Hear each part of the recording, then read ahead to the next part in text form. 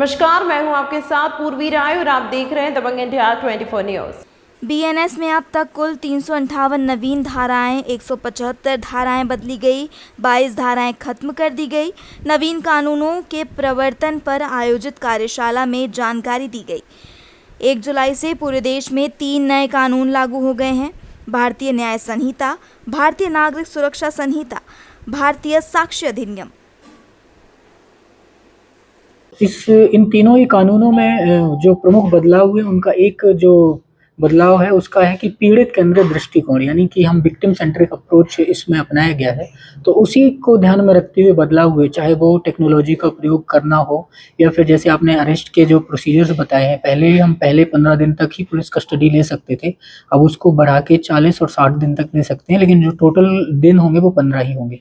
तो इसमें और भी काफ़ी बदलाव किए गए हैं ताकि जो पीड़ित को न्याय शीघ्र मिल सके और पारदर्शी तरीके से मिल सके। सर, जो आपका सर्वविदित है, 1 जुलाई 2024 से नवीन कानूनों का प्रवर्तन हुआ है। जो 3 नवीन कानून भारतीय न्याय संहिता, भारतीय नागरिक सुरक्षा संहिता और भारतीय साक्ष्य अधिनियम का लागू हो गए हैं और इसके संबंध में आज कांकेर जिला में जनप्रतिनिधि और वरिष्ठ पत्रकारगण, प्रिंट एवं मीडिया के साथियों के साथ एक परिचर्चा आयोजित की गई थी। इसका उद्देश्य ये था कि लोगों को नवीन कानूनों के बारे में चर्चा की जाए, उसके जो प्रमुख फीचर्स हैं, उसके प्रमुख जो प्रावधान है उनके बारे में बताया जाए और साथ में कुछ अगर उनके क्वेश्चंस हो तो उनकी शंकाओं का समाधान किया जाए। सर, जैसे कि पहले से ही हम लगातार ट्रेनिंग कर रहे थे, चाहे वो पीएचक्यू स्तर पर रायपुर में हो या फिर जिला स्तर पे, सभी जिलों में भी इसकी ट्रेनिंग दी जा रही थी और हम भी लगातार DSP, TI, SI, head constable और कांस्टेबल स्तर तक इसकी ट्रेनिंग दी गई है।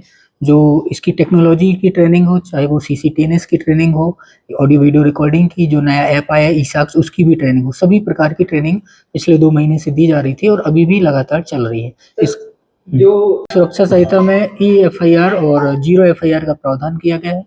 तो जीरो एफआईआर के तहत यदि व्यक्ति या जो पीड़ित है वो किसी भी थाने में दर्ज जाकर अपनी एफआईआर दर्ज करा सकता है।